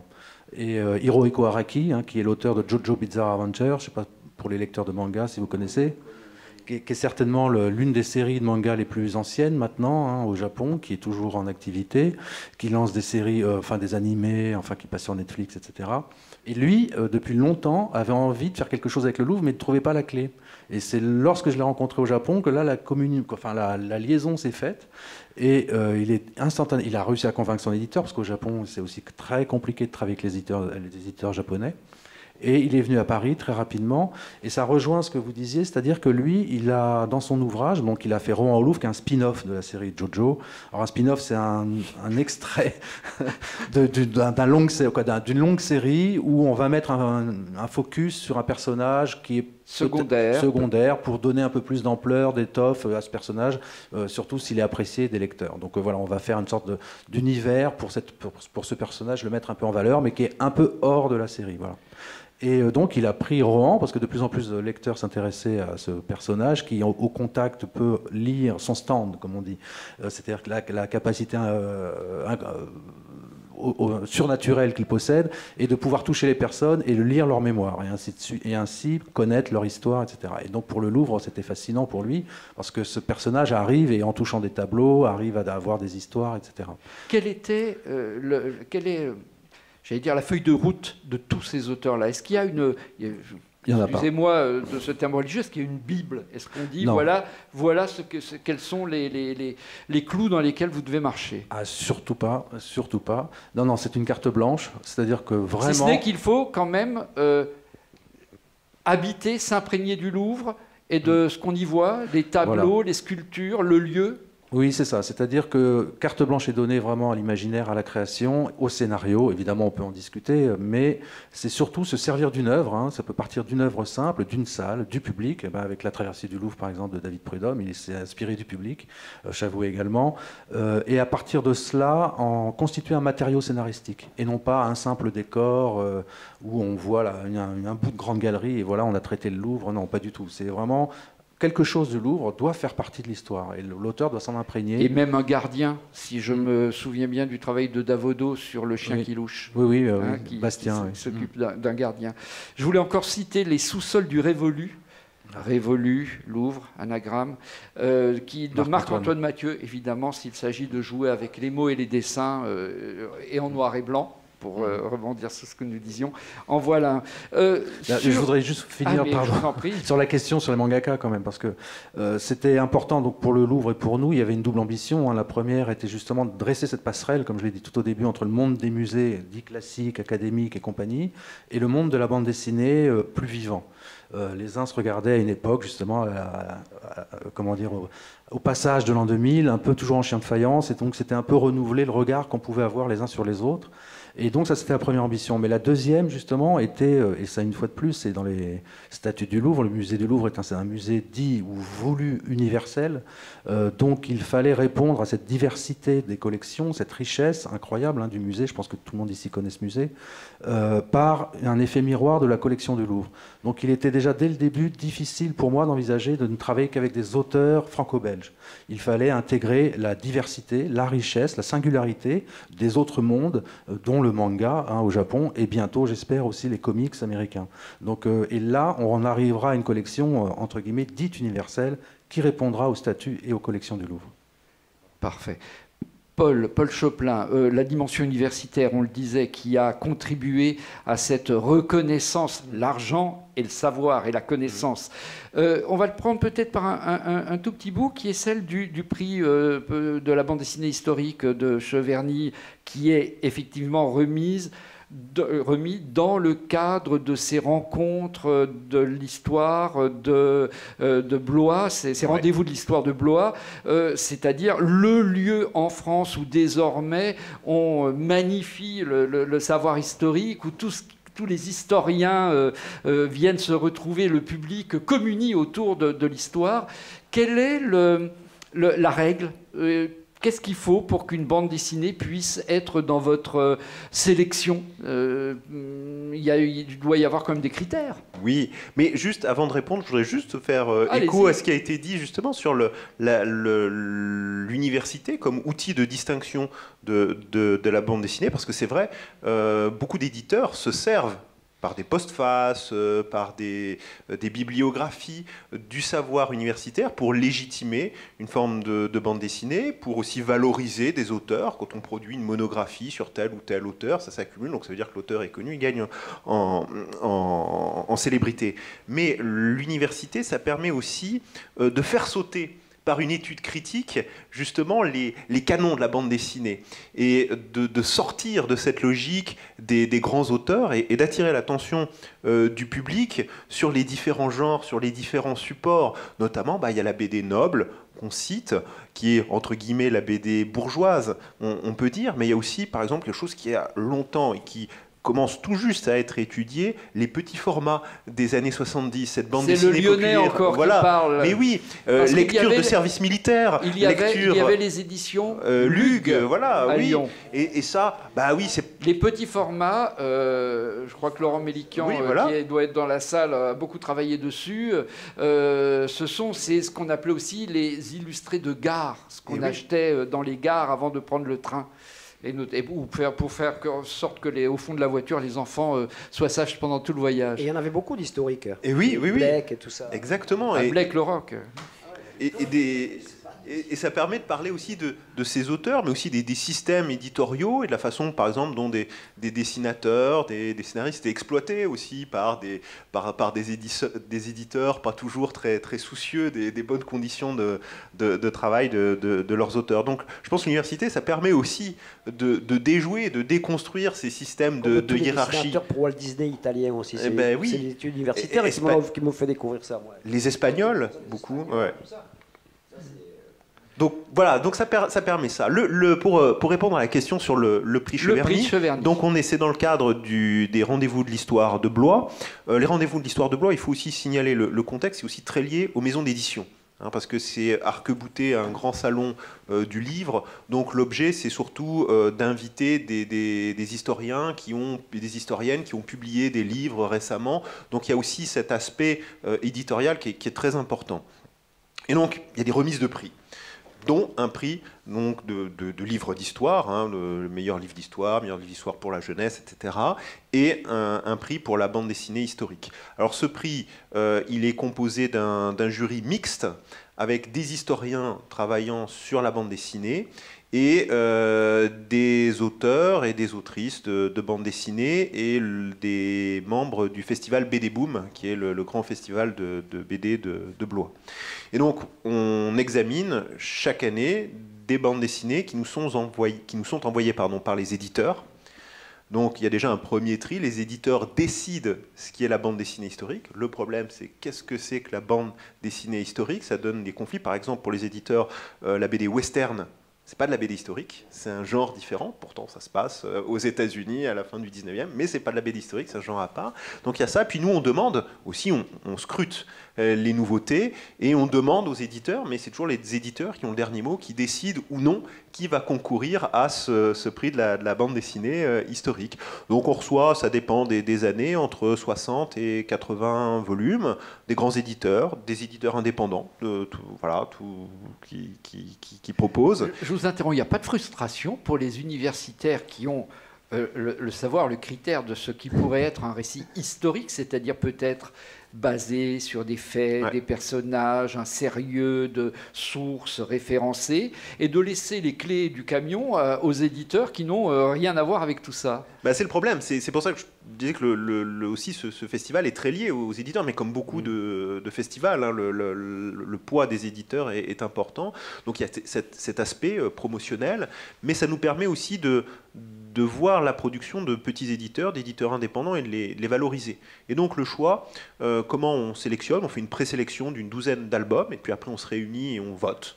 Donc l'idée, c'est de récompenser l'album qui a amené le plus de réflexion historique, à la fois au graphisme, au scénario. Donc c'est pas forcément le détail, ça peut être le détail documentaire, le détail de la reconstitution, quelqu'un qui a énormément lu, etc. Mais il y a aussi une réflexion sur l'histoire, sur le passé, sur la mémoire. Donc tout ça entre en ligne de compte. Cette réflexion, elle a beaucoup bougé au fil des années. On a mis, par exemple, une couverture des Passagers du Vent qui a marqué les lecteurs des années 70-80. 80 peut-être, c'était dans Vécu, sans doute, que ça a paru des éditions Glénat au départ. Et jusqu'à l'un de vos prix les plus récents, qui est le Révolution de Groiselle et Youn Lockhart chez Actes Sud, éditeur de l'excellente Nadja. Actes Sud BD, vous voyez, vous, une évolution sur la manière dont les auteurs se sont saisis de ce qu'est l'histoire ? Évolution, non, parce que c'est très personnel, donc chaque sélection est un petit peu originale. Alors il y a bien sûr, il y a on va dire de l'inchangé. Il y a des périodes qui intéressent plus que d'autres pour différentes raisons. Le XXe siècle, la Seconde Guerre mondiale, c'est presque un tiers de la production qu'on reçoit. Donc c'est normal, parce qu'il y a un aspect mémoriel qui est très fort. Il y a aussi un aspect commercial, ça se vend bien. En fait, une BD sur la Seconde Guerre mondiale, ça se vend a priori mieux qu'une BD sur des sujets moins connus. C'est plus facilement identifiable. Espérons que la troisième n'aura pas autant de succès. Espérons. Mais on voit apparaître de nouveaux supports. Enfin, là, je pense, normalement, les BD qui vont concourir l'année prochaine, hein, c'est la production de juin à juin. On se réunit en septembre. Et le prix est décerné donc fin septembre et officiellement lors des rendez-vous de l'histoire en octobre. Donc c'est une production de juin à juin. Mais par exemple, parmi les BD que j'ai remarqué, il y a chez Delcourt la bande dessinée #J'accuse de Jean Dittard, qui est nouvelle dans le sens où c'est une retransposition de l'affaire Dreyfus au temps des réseaux sociaux, mais c'est alors là, pour moi, nous avons hésité à mettre la couverture à défiler sous vos yeux. Nous aurions dû, puisqu'elle. Oui, parce que là, je vois une évolution, par exemple, parce que c'est la première BD historique en réalité augmentée, c'est-à-dire qu'il a mis un QR code sur ces documents, il reproduit des documents d'époque, et donc avec son téléphone, on flash, et avec une application, on a l'intégralité du document, de la presse, donc on peut s'amuser comme ça avec la BD qui prend une autre dimension. Donc ça, vous voyez, c'est assez neuf, donc on a des surprises comme ça, mais on peut aussi avoir des BD très classiques, très simples, mais qui nous touchent tout simplement par le sujet, parce que c'est original. Le point de vue, c'est ça qui est intéressant maintenant. On ne fait plus l'histoire par les grands hommes, c'est aussi l'histoire, le point de vue des femmes, c'est l'histoire vue par les enfants, c'est l'histoire vue à travers des catégories sociales ou des régions peu connues. Donc cette originalité aussi... C'est à ce moment-là que nous signalons la sortie de cette très bonne collection de l'histoire dessinée de la France, piloté par Sylvain Venère à la Revue dessinée et à la Découverte, avec un premier volume qui a marqué, qui était la balade nationale d'Avaudot et Venère, faisant le tour de France avec quelques figures de notre histoire pour déconstruire toute notre imagerie, on y revient, image d'Épinal de l'histoire de France, peut-être. Revenons peut-être sur les musées. On parlait du Louvre, on a parlé du Louvre-Lens. Il m'a été donné, peut-être vous aussi, d'aller à Lille, où le Palais des Beaux-Arts de Lille, lui aussi, a ouvert un peu le champ de son approche artistique avec ce qu'ils appellent l'Open Museum, et où ils n'ont pas hésité à inviter Zepp, à inviter François Bouc, pour là accrocher dans le musée les propres planches. C'est-à-dire que ce que Nadja se désespérait de voir arrive. Non seulement on vend les planches, mais maintenant on les accroche au mur des musées et des musées des Beaux-Arts. C'est si grave que ça, Nadja? Mais c'était pas du tout mon propos. Il a été déformé. Alors c'est bien quand même de voir. Un musée, de toute façon, sa fonction, c'est de montrer ce qui existe. Donc là, j'ai aucune... Est-ce qu'on vous a déjà fait ce genre de proposition? D'accrocher vos planches, d'accrocher vos images, vos travaux, vos peintures au mur des musées, au cimetière des musées? Non, jamais. Bon, mais on va œuvrer. Je ne suis pas dans le circuit non plus d'exposition, etc. Donc c'est normal. Ça vous tenterait de faire une bande dessinée sur le Louvre? Oui. Bien. On va en parler au directeur de collection, parce que je crois que c'est un très beau projet. Non, j'ai un ami qui est en train d'en faire une, Hugues Micole. Et bon auteur, très bon auteur. Et je l'envie bassement, je dois dire. Bon, la collection n'est pas finie, hein, rassurez-nous. Parfait. Non, c'est très bien comme principe. Alors, on a parlé de l'histoire, on a parlé de beaucoup de peintures, parce que là, nous avons deux peintres avec nous. On a parlé des musées, mais on nous dit le 9e art est-il la synthèse des 8 autres, alors qu'il nous reste moins d'une petite demi-heure. Est-ce qu'on pourrait peut-être faire un tour pour voir si ça vous intéresse de voir, par exemple, l'architecture? Est-ce que l'architecture en bande dessinée... L'architecture a-t-elle sa place en bande dessinée? Je vois Paul Choplin, Hoche, allons-y. Est-ce que vous avez des références, vous avez des moi, moments? Je pense à Luca Harari, dont on a vu l'élément, qui a une formation d'architecte et qui met en scène les bâtiments. Enfin, je trouve que c'est fascinant, hein, ces albums. Et en quoi la bande dessinée a-t-elle quelque chose à dire de spécifique sur l'architecture, selon vous? Je peux citer un autre album de l'Alcazar qui raconte la construction d'un immeuble en Inde.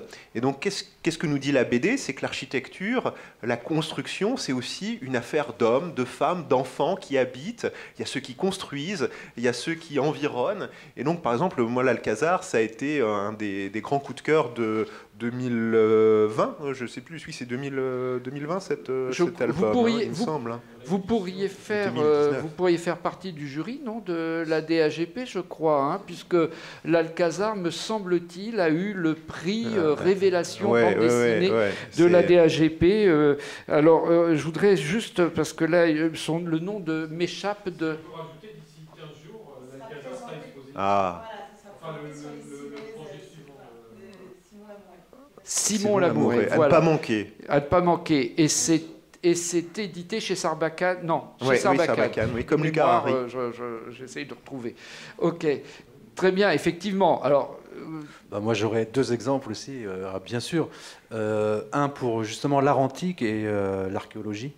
On l'oublie, mais bon, l'archéologie, c'est beaucoup de vestiges. Et maintenant, alors qu'auparavant, c'était des dessinateurs, des beaux-arts qui accompagnaient les campagnes archéologiques. Maintenant, on fait de plus en plus appel à des auteurs de bande dessinée. Je trouve ça assez intéressant, non seulement pour la mémoire de la découverte, mais aussi pour la reconstitution des lieux. Et c'est très intéressant, parce qu'on reconstitue de l'architecture, notamment, principalement. Et il y a un auteur pour cela. Alors, en plus je l'ai exposé, j'ai honte. Je crois que c'est Gilles Chaillet, non? Chaillet, voilà, oui, bien sûr. Qui lui a carrément même redessiné la Rome antique au IVe siècle. C'est assez hallucinant. C'est-à-dire qu'on l'a jamais vu cette Rome, et lui il a tout redessiné, alors que lui il vient de l'univers de la bande dessinée, etc. Ça c'est pour le premier exemple. Il travaille avec Jacques Martin, c'est ça? Exactement, qui oui. est un de ceux qui ont travaillé avec Martin, qui a pris ensuite Jacques Martin, pour les plus vieux d'entre nous, pas la télévision. On a dit que c'était pas un art, hein, que c'est un meuble. Jacques Martin qui a dessiné l'Antiquité antique bien avant les reconstitutions de gladiateurs et tout ça. Ah oui, non, mais son travail est phénoménal. Son travail est phénoménal. Et le deuxième exemple, c'est Skeuten, qui lui carrément va jusqu'à l'architecture utopique, surtout autour de Bruxelles évidemment, mais bon, Bruxelles s'y prête bien. Et donc, derrière vous, justement, une bande dessinée qui parle d'architecture également, Astérios Polype de David Mazzucchelli. On parlait d'un auteur de comics, un auteur américain. Nous ne saurions trop vous conseiller cette bande dessinée qui parle d'un architecte, ce qu'on appelle un architecte de papier, c'est-à-dire un de ces architectes qui fait beaucoup de plans mais qui n'arrive jamais à vendre et à construire réellement quelque chose. Ça reste quelque chose de formidable puisque ça existe quand même en bande dessinée, quoi, tout ça. Donc l'architecture, et d'ailleurs dans le cadre de la collection Le Louvre, quelque chose comme Les sous-sols du Révolu ou d'autres bandes dessinées ont travaillé autour du bâtiment lui-même. Le bâtiment lui-même a inspiré nombre d'auteurs de Les Chats du Louvre d'ailleurs aussi. Enfin, on sent il y a un amour des artistes dans le lieu. Oui, pour le lieu, pour le bâtiment, mais c'est moins prégnant que dans les deux exemples qu'on a donnés ensemble. Là, ça sert plutôt de décor. Ils se sont inspirés d'autres choses pour leur matériau scénaristique, mais là, oui, évidemment, la beauté des lieux fait que... Et puis ça se passe au Louvre, souvent, les histoires, donc forcément, ils le reproduisent. Oui. Sur l'architecture, encore un mot ou pas? Oui, moi, juste l'album Révolution de Youn Lecar et Florent Groisel, qui met en scène les débuts de la Révolution à Paris. Et ce qui est intéressant, c'est la reconstitution du Paris de cette époque et qui change complètement la perspective. Parce que quand on dit Paris, 14 juillet 89, c'est la Bastille. Ben non, là, on change le point de vue. Ils immergent leurs personnages dans un Paris reconstitué et qui a un autre visage. Et c'est là aussi, c'est le poids de la reconstitution. C'est nous plonger au ras du sol, ce que peuvent voir les acteurs. Qu'est-ce que c'est qu'une perspective? Et ça change beaucoup de choses. Et ça, c'est très important. C'était suffisamment sourcé pour que ça trouve grâce aux yeux des historiens? Ah oui, ils ont fait un gros boulot, mais grâce à Internet, hein, je le disais tout à l'heure, où ils ont pu accéder à toutes les images numérisées de la BNF, donc la Bibliothèque nationale de France, donc des dessins, des dessins d'architectes, mais aussi des paysages de Paris, des cartes et plans, et qui lui ont permis de faire des reconstitutions très, très fidèles. L'architecture, nous disions, on passe tout de suite alors au 8e. Alors, on n'était pas tout à fait d'accord. Nous, on avait mis la photographie parce que la DAGP, là aussi, s'occupe des photographes et ô combien. Nous, on ne fait pas de différence. C'est les arts visuels, il y a la bande dessinée, l'illustration, le manga, la photographie. C'est un ensemble. Le street art. Voilà. Oui. Et pour la photo, je ne sais pas si vous avez, moi j'ai 3 titres à vous conseiller particulièrement, mais il y en aurait beaucoup, beaucoup, beaucoup. On a vu passer, tout le monde ici a noté la couverture du photographe d'Emmanuel Guibert, Didier Lefebvre et Frédéric Lemercier chez Dupuis. On rappellera que c'est l'un des premiers à avoir vraiment, Emmanuel Guibert, voulu jouer comme ça avec les planches contact de son ami Didier Lefebvre qui était photographe. Je dis était parce que le malheureux nous a quittés il y a déjà un certain nombre d'années et il avait suivi donc une mission de Médecins sans frontières en Afghanistan. Il en était revenu avec des centaines de clichés, tous plus formidables que les uns que les autres, et il était très heureux parce qu'il avait vendu 10 clichés à Libé. Donc c'est pour lui, ça lui avait fait, ça avait quasiment rentabilisé sa mission de vendre 10 clichés à Libé. Mais il montrait à son ami Emmanuel Guibert, très grand dessinateur de bande dessinée par ailleurs, il montrait tout ce travail. Il disait regarde, et là Emmanuel a dit mais c'est pas possible. C'est déjà, ce sont des documents impressionnants et le récit que tu m'en fais est impressionnant. Eh bien, je vais raconter ton histoire en mêlant mes images de bande dessinée, mes cases de bande dessinée, à tes photographies. Ils ont tâtonné. Il y a même eu, ils se sont associés avec Frédéric Lemercier, qui est graphiste, qui est directeur artistique, pour essayer de trouver la meilleure mise en scène possible de cela. Il m'a été donné de voir les premiers essais qu'ils avaient faits, qui étaient effectivement, qui ne fonctionnaient pas. Tout ça pour vous dire que ça ne tombe pas comme ça tout seul, mais au final, on a un triptyque, le photographe, qui est un chef-d'œuvre absolu de la bande dessinée désormais. Je voulais signaler également, pour parler d'un photographe plus directement, le travail de Jean-David Morvan et Tristan Filaire sur Stanley Green, chez Delcourt. Si vous aimez la photographie, voilà une histoire qui va vous faire rentrer dans le travail du photographe. Et la bonne idée des auteurs dans cette bande dessinée, c'est qu'ils n'ont jamais reproduit de photographie. Ils les ont mises, on les voit, les photos, mais jamais ils n'en font un dessin. Et les dessins ne prennent que le contre-champ. On voit toujours ce qu'il y a en face de la photographie dans le récit. J'ai trouvé ça assez intelligent comme manière de faire. Et je vous ai mis également, là, nous vous avons mis avec la DAGP l'image de La Cellule de Soren Silo, Nicolas Otero et Kevin Jackson aux arènes, qui est impressionnant puisque c'est un travail en bande dessinée, de récit en bande dessinée, de ce qu'on appelle désormais la bande dessinée du réel, bande dessinée documentaire, qui revient sur toute la traque des terroristes du 13 de novembre, du Bataclan et des massacres qu'il y a eu autour. Et en l'occurrence, ils ont énormément travaillé d'après les photos et même les photos d'identité de ces jeunes djihadistes, et c'est très impressionnant. La peinture, on en a beaucoup parlé, il y a quand même peut-être, donc on redira ici le fil d'Ariane et le jardin d'Ariane. Ben oui, peut-être, comment vous avez immédiatement, vous avez eu envie de ce dialogue entre l'album jeunesse et la bande dessinée plus adulte, Nadja, sur cette revisitation, sur cette relecture du mythe de Thésée, du fil d'Ariane, du Minotaure? Non, pas vraiment, en fait, parce que au départ, quand le personnage de la petite fille est apparu dans l'histoire, j'étais assez surprise, et je me suis demandé qui était cette petite fille, quoi. Et donc j'ai eu envie d'écrire de creuser un peu en écrivant une histoire avec elle comme héroïne. C'est un peu malgré moi. Mais immédiatement vous êtes dit, ça peut faire deux... Et du coup, ça m'a complètement allumé, parce que de faire comme ça une espèce de récit à tiroir, enfin, ou de trucs où on tire des fils, c'est un peu comme ce que vous disiez tout à l'heure du spin-off. C'est-à-dire qu'on choisit un autre angle à partir avec un personnage qui n'est pas essentiel dans l'histoire et qui donne tout à coup une dimension complètement différente au récit. Et est-ce que l'idée qui se dégage d'un album et l'idée qui se dégage de la bande dessinée sont communes ou différentes? Est-ce que vous aviez envie de dire quelque chose de parallèle ou d'un peu différent? C'est vrai que comme je pratique les deux, je me rends compte justement des différences. C'est comme le livre pour enfants, c'est en gros un plan par double. Il y a beaucoup d'ellipses. Et c'est assez... je sais pas, c'est complètement différent comme genre de récit.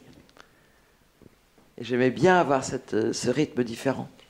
Et vous, je dirais, pas le message, mais l'idée que porte votre réflexion sur ce mythe, puisque vous revisitez là, il était le même? C'était une même réflexion ou c'était une manière différente d'en tirer une conclusion de ce mythe d'Ariane, de Thésée, du Minotaure? Vous voulez dire à travers les deux interprétations? J'ai essayé de me mettre me mettre au niveau d'un enfant. C'est l'histoire qui lui sert à s'amuser avec des poupées. Et à ce moment-là, ça devient complètement différent. C'est au premier degré. Toi, t'es gentil, toi, t'es méchant. Toi, tu es la princesse. Comment on joue avec ça? Et c'est ça qui m'a amusé d'être...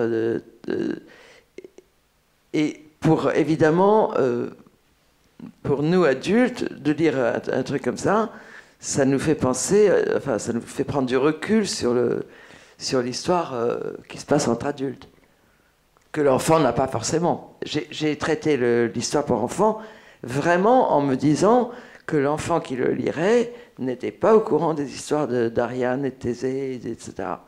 Qu'il découvrait que c'était des personnages comme d'autres. Donc c'est tous ces jeux-là différents qui m'amusent.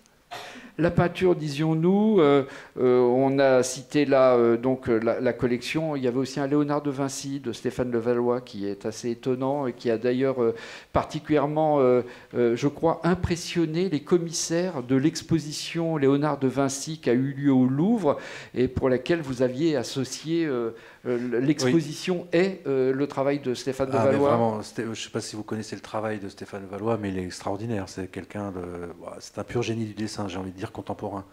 Il est capable de travailler à la fois, justement, pour le cinéma, la publicité, la mode, la bande dessinée. Il faut savoir qu'il fait de la bande dessinée juste pour se relaxer. C'est une personne qui doit dessiner. Quand vous voyez le niveau graphique du du relâchement. C'est ça le problème. C'est-à-dire qu'il doit dessiner à peu près 14 heures par jour, en permanence. Et quand il veut se détendre, il fait de la bande dessinée. Voilà, c'est pour vous donner à peu près le niveau du personnage. Et j'ai réussi à le coincer. Bon, déjà une première fois à Orsay, c'est lui qui avait fait Les Disparus d'Orsay pour cette collection. Et ensuite, vu la qualité de son travail, et sachant qu'on préparait une grande exposition Léonard de Vinci, j'ai eu la mauvaise idée pour lui, mais la bonne pour nous, de lui demander de travailler sur ce projet. Et c'est le seul auteur de la bande dessinée, justement, de cette collection du Louvre, à qui on a demandé vraiment, là on a donné un cahier des charges, enfin un cahier des charges, c'est-à-dire tu travailles sur Léonard, on prépare l'exposition, point. Après tu en fais ce que tu veux, comme d'habitude. Et c'est fou, il a accepté immédiatement parce que ça lui a rappelé ses années de jeunesse, où son professeur de dessin, déjà au collège, avait vu le talent du jeune Stéphane, et lui avait dit, toi, pour commencer, pour t'éduquer dans le dessin, tu vas commencer par recopier des dessins de Léonard de Vinci.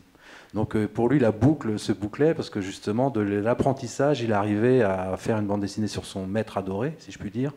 Et ce qui est fou, c'est c'est-à-dire qu'il ne se sert pas de Photoshop ni rien.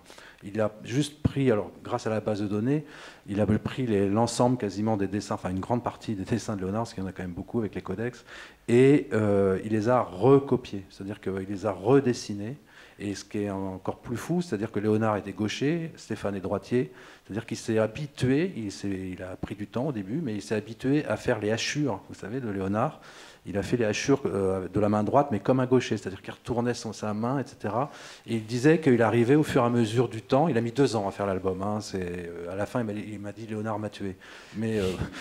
Mais c'est incroyable, c'est-à-dire que vous voyez les dessins de Léonard, il s'est servi de tous les dessins qu'il a construits dans la bande dessinée, quoi. Il construit ses pages, il construit ses planches, il construit ses cases avec seulement des dessins de Léonard. C'est quand même hallucinant, et il en fait une histoire de science-fiction qui nous balance dans je sais pas, au 4e millénaire, quelque chose comme ça, parce qu'en plus il a travaillé sur Alien, donc il rend hommage à Ridley Scott, et donc il en a fait une sorte de space opéra incroyable, où Léonard est un clone qu'on ressuscite pour nous sauver d'une invasion alien, etc. Enfin bon, voilà. Et donc ça a rendu fou les conservateurs, évidemment, qui étaient chargés de l'exposition, donc Vincent de Lieuvin et Louis Franck, le premier pour les peintures de Léonard, le deuxième pour les dessins, au cabinet des dessins.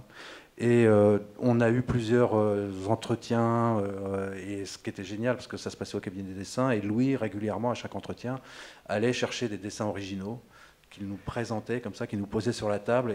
Alors que d'habitude, une fois qu'on a vu un dessin... Oui, hein, pas un dessin, mais on peut demander, oui, avoir 2 dessins, mais seulement une fois dans sa vie et pour un quart d'heure. Mais chacun d'entre nous, hein, c'est quand même un musée national, c'est fait pour ça, les collections appartiennent au peuple, je tiens à le rappeler. Et donc c'est intéressant, mais pour 3 seulement. On peut demander pour tous les auteurs, les artistes qui sont conservés au Louvre, hein, dont on conserve des dessins en tout cas. Mais pour 3 seulement, c'est-à-dire Léonard, Michel-Ange et Raphaël, on ne peut les demander qu'une seule fois dans sa vie. Voilà. Donc on s'amuse avec Stéphane à se dire qu'il a eu à peu près entre 5 et 10 vies, puisqu'on est allé, mais bon là c'était pour un point de vue professionnel, mais bon à chaque fois lui ça l'émeut, et donc de voir ces originaux comme ça posés sur la table, de parler de ce projet, à tel point que justement les commissaires de l'exposition ont fait une postface dans la bande dessinée en saluant le travail, parce qu'ils avaient l'impression de voir des dessins de Léonard, et ils lui disaient mais combien de temps t'as mis donc pour faire ce dessin? Eux, ils essayaient après de voir comment Léonard lui-même avait pu faire. Enfin, il y a eu des discussions assez incroyables là-dessus. Et parmi les 3 ouvrages parce que le libraire du Louvre à chaque exposition demande au commissaire quels sont les ouvrages que vous voulez mettre en valeur sur la table, etc. Et les commissaires ont dit évidemment le catalogue de l'exposition, l'album qui va avec. Il y en a eu 4. Ils avaient traduit une d'Évide Vasari, La vie de Léonard aussi. C'est Louis qui est un traducteur fou. Donc voilà, il avait refait la traduction de La vie de Vasari à propos de Léonard. Et ils avaient dit, et le 4e ouvrage, on voudrait que ce soit la bande dessinée de Stéphane. Voilà, c'est pour l'anecdote. Mais c'est plus qu'une anecdote, ça fait écho à tout ce que nous disons ce soir. Bon, c'est pas une bande dessinée très rigolote, je vous le dis tout de suite. Vaut mieux aller voir Moderne Olympia de Catherine Meurice, qui est au Futuropolis et Musée d'Orsay. Parce que là, voilà une autrice de grand talent qui joue avec tout ce qu'elle voit dans le musée d'Orsay, par exemple. Bien, la sculpture, on l'avait un peu évoqué, non, pas encore. La légèreté de Catherine Meurice, parce qu'elle nous dit combien elle a retrouvé l'art de dessiner après les attentats de Charlie à la Villa Médicis, et combien cela, je dirais, côtoyer les sculptures et l'art antique, ou en tout cas des siècles précédents, l'avait apaisé, et c'était très important. On a mis également la couverture du sculpteur de Scott McCloud, rue de Sèvres, qui est très intéressant. On aurait pu parler également du théâtre, parce que le théâtre aussi influe sur la bande dessinée, et la bande dessinée influe sur le théâtre. Vous avez des idées là, ou je vous en suggère? Vous ne voyez pas, Alors, je vais citer Blitz de Floch et Rivière, parce que si vous ne l'avez pas lu, je vais être obligé de divulgacher, comme on dit en français. Parce que voilà une bande dessinée formidable qui nous raconte toute une histoire qui se passe dans le Londres sous le Blitz, les attaques allemandes. Et évidemment, à la dernière page, la caméra recule et nous étions en train d'assister à une pièce de théâtre. Eh bien, il y a également... je vous ai apporté les représentants. Ça vient de sortir. Je fais quand même un peu de promotion pour les bandes dessinées qui viennent de sortir, parce qu'elles en valent la peine. Faut-il encore que j'arrive à tout attraper? Voici les représentants. Les représentants de Vincent Farras. Vincent Farras est un auteur de théâtre. Un tout jeune auteur. Tout le monde est plus jeune que pour moi désormais, mais il n'a pas 40 ans, et il a dessiné avec... Enfin, il a fait un scénario. D'abord, il a fait une pièce de théâtre qui va être montée dans les mois qui viennent, et l'éditrice, puisqu'il s'agit de Sonia Deschamps, qui lance une nouvelle collection qui s'appelle Virage graphique aux éditions Rivage, anagramme, avec David Prudhomme, Alfred, Anne Simon et Sébastien Vassan. Il leur a demandé de dessiner les 5 histoires, puisqu'il s'agit de 5 histoires qui se passent systématiquement un soir de second tour. Il y en a une, c'est le premier tour d'élection présidentielle. C'est formidable, et on comprend tout de suite le rapport qu'il y a entre le théâtre et la bande dessinée. Alors moi, je lui ai dit, oui, évidemment, le théâtre est un art du dialogue. La bande dessinée est un art du dialogue. Il m'a dit, oui, on va essayer de dépasser un peu les truismes, d'autant plus qu'il y a des tas de pièces assez silencieuses, et que je ne t'apprendrai pas, me dit-il, que, d'ailleurs, vous voyez, je ne vous apprendrai pas que la bande dessinée muette en dit beaucoup souvent.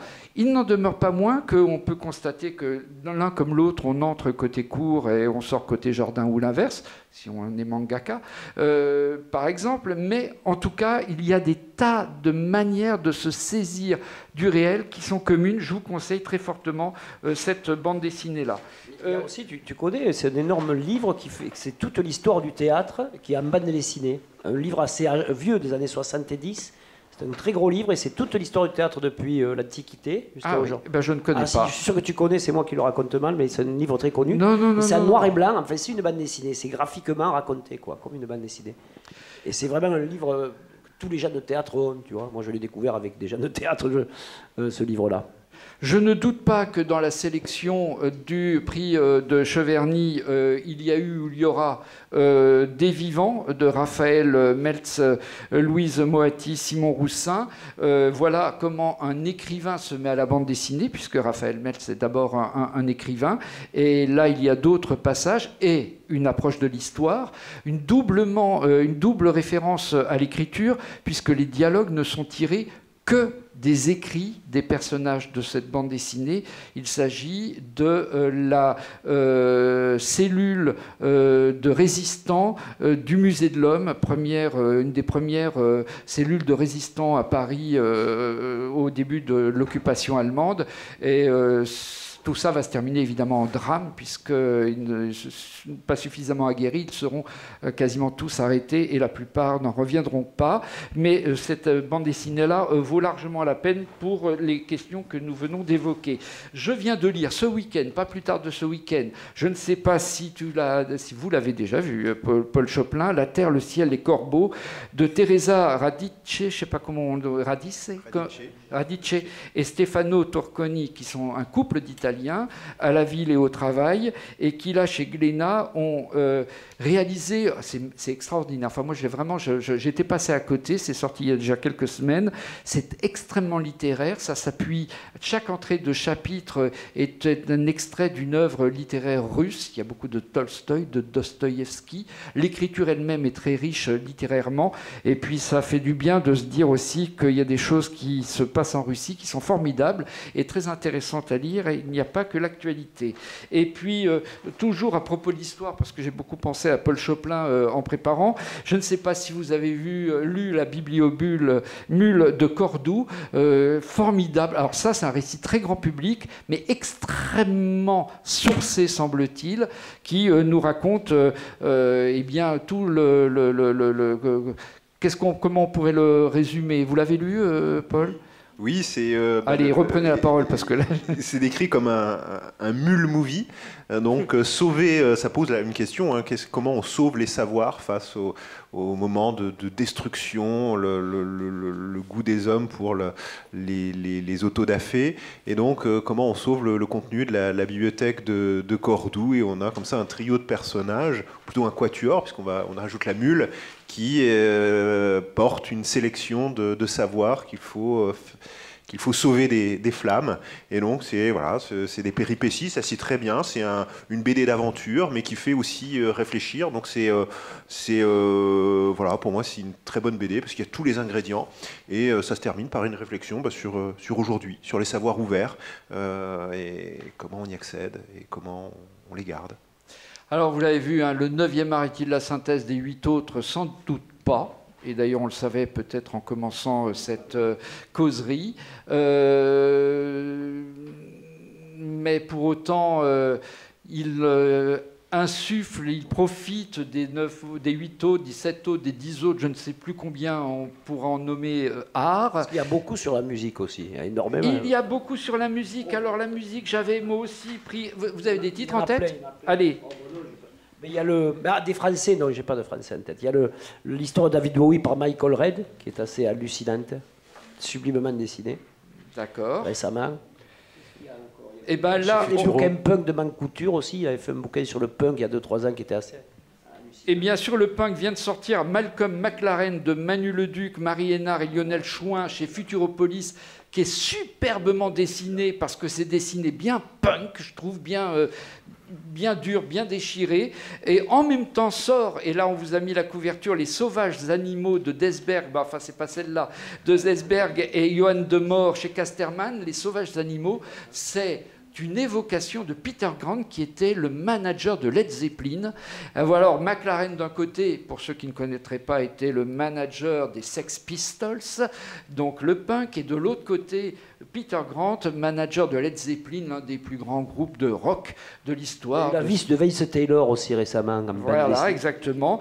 Mais on a vu aussi des couvertures de Glenn Gould, d'une vie à contretemps, de Sandrine Revel chez Dargaud, qui est particulièrement... Comment ? C'est du jazz. Non.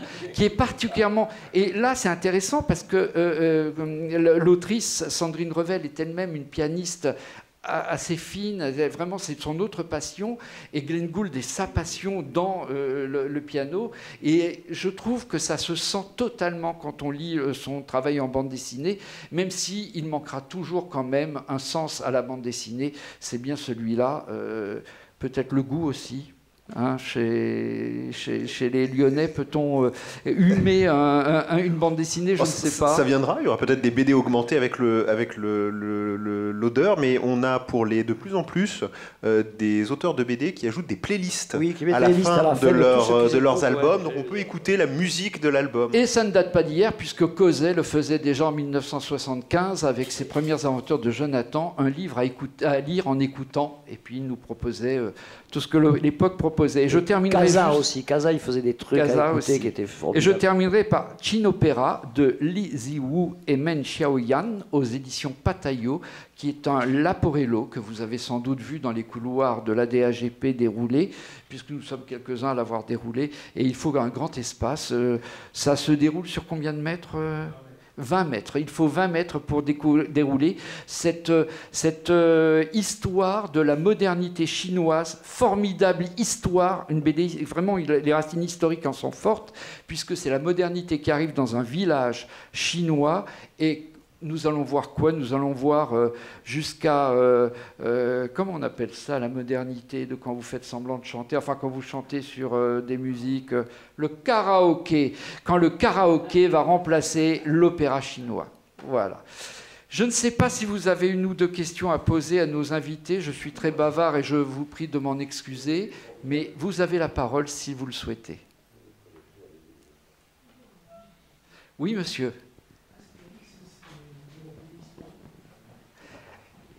Est-ce qu'Astérix est de la BD historique? La question est posée. Très bonne question. Justement, ça a longtemps été classé dans la BD humoristique, parce qu'on faisait les genres. Et donc, du moment que c'était drôle ou qu'il y avait de l'humour, des jeux de mots, hop, on est catalogué dans la BD humoristique et on n'est plus dans la BD historique.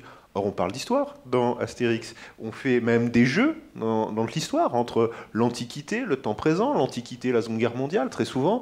Donc, il n'y a pas plus BD historique qu'Astérix. Mais pour les éditeurs et pour les classifications, parce que non, c'est de la BD humour. Voilà. Ça a même servi à certains archéologues spécialistes de l'art gaulois, justement.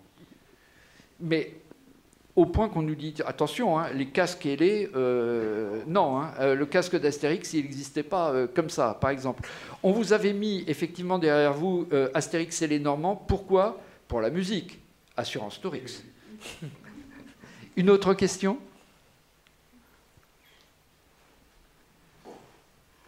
Oui, je vous en prie. Mais toutes les questions sont des vraies questions. Vous savez que Chien Bleu est recommandé, d'abord c'est un monument de la littérature jeunesse qui passe de génération en génération, un film avec des filles, et ce sont les enfants qui recommandent pour parler des peurs, des inconnus, etc. C'est plus qu'un certain succès. Et là maintenant, dans un même des magasins d'enfants, on voit des sublimes chiens bleus pour offrir aux enfants. Ils sont vraiment très beaux. Oh là, mais vous touchez là-dessus, j'espère, Nadja, sur les sublimes chiens bleus. Et donc ça, vous le saviez, tout le monde le sait désormais que c'est un monument. Mais saviez-vous que les psys le recommandent en lecture? Oui. Ah. Alors moi j'aimerais ajouter à ça, justement, je trouve ça génial, c'est les mêmes psys qui dans les années 60 déconseillaient la lecture de la bande dessinée aux parents parce qu'ils disaient que justement la bande dessinée n'était lue que par les détenus en prison ou les fous en hôpital psychiatrique et que donc les enfants allaient devenir délinquants. J'aime bien, au moins les psys sont capables de changer d'avis, c'est parfait. Une autre question? Eh bien, peut-être que nous pouvons remercier nos invités, c'est-à-dire, allez, nous allons remercier Paul Choplin, Hervé Di Rosa, Nadja et Fabrice Douard et la DAGP. Merci pour cette soirée.